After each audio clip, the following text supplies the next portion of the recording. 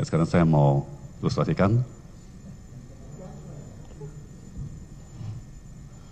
Saya ingin mengilustrasikan kepada majelis ya, mengenai tipe-tipe gula mentah, gula rafinasi dan gula putih sebagaimana kita kenal dan sebagaimana tadi ditanyakan oleh penuntut.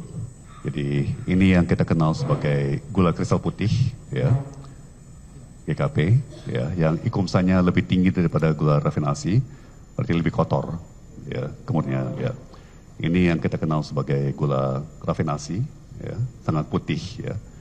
Ini ikumsanya lebih rendah daripada gula konsumsi yang di persidangan sebelumnya pernah disampaikan oleh penuntut bahaya untuk dikonsumsi oleh masyarakat. Ya, sekarang saya mau ilustrasikan.